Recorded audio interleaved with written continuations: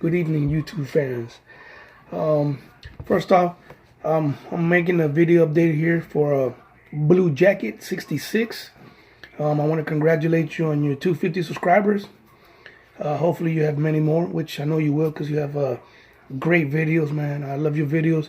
I love the cards. You got cards that I guess a museum would be jealous of. And that's from the heart. I haven't talked about this ever.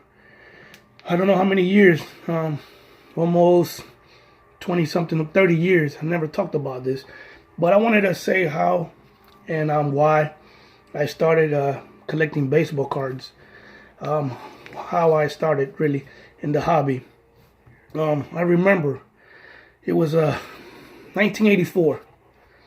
I don't know if it was New Jersey or New York. I was with my grandfather. I didn't know much about baseball then or collecting. I know that we were walking somewhere, and I seen a line of people. It was a big line. We didn't know what it was. We got in the line. We thought they were giving something out for free or whatever the case may be. My granddad was a World War II veteran. Didn't speak much English. I was very young. I think I was 6 years old at that time, 5 or 6. I spoke English, so I could understand and kind of translate to my grandfather. So I seen the line, and I seen they had a table out there. There was a couple people, 2 guys sitting down and a lady. I heard people talking about, I heard something about Mick or something like that. I didn't know what it was, or at that time who. When I got to the line after standing there, I believe it seemed like forever, but maybe it was 30 minutes or so.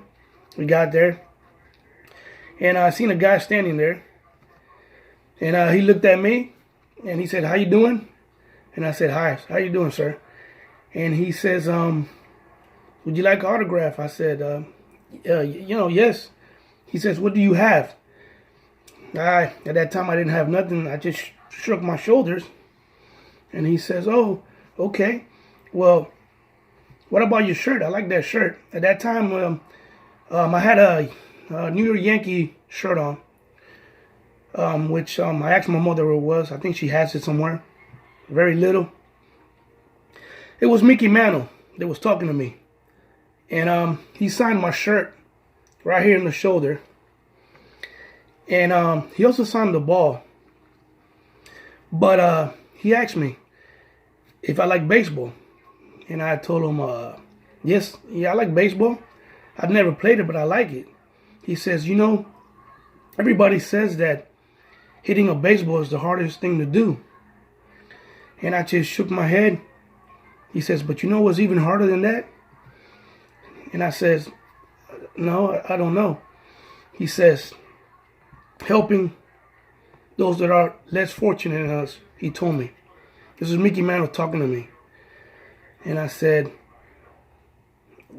just like shaking my head, my granddad was just looking there. Very nice guy. This guy at the time I didn't know was the way he spoke to me. And I just looked at him. His eyes are very, very sad. I could see. And he signed the ball for me. He gave me a ball. And even though I had a lot of people behind me, he still was talking to me and told me, whatever you do in life, remember, if you don't do it at 100%, it will never be done right. He says, because the only time you lose, it was when you stop trying. The only time you lose is when you give up. And when you don't do your best, there's always somebody else there that will do it. He told me that. Always remember this. He says, treat everybody with respect and you will get it back. Those was the words that I remember. Now, I'll never forget to this day that it was said to me by Mickey Mantle himself. And I guess I was fortunate to be able to see him, before he died. And he was not only a great baseball player, but a great person. And later on, I seen a show that he did with the guy named Costas or something on TV that he said, I believe it was in the 56, 57, that he had a little kid that came up to him to get an autograph when he was riding a train. And he didn't sign. He says that bothered him the whole trip. He did not sign for that kid. He said this. That meant a lot to me that he said that, because he signed for me and he took his time to talk to me. And I'll never forget that. And from that time, I started buying, well, my granddad did, and my mom, little packs of cards at that time. I didn't know much about it. I started collecting, started getting more into watching baseball, especially me living in New York. So I lived in the Bronx, 2 blocks away from Yankee Stadium, the old one. So that's my story that I wanted to share with everybody here. That means a lot to me, because my grandfather died that same year. He passed, and I still think about it, you know. So it's dear to me, that memory. Not only because Mickey Mantle, but because of when my granddad passed. So I wanted to share it with y'all. Thank you very much for looking at my video. And thank you, my friends out there on YouTube and all my subscribers.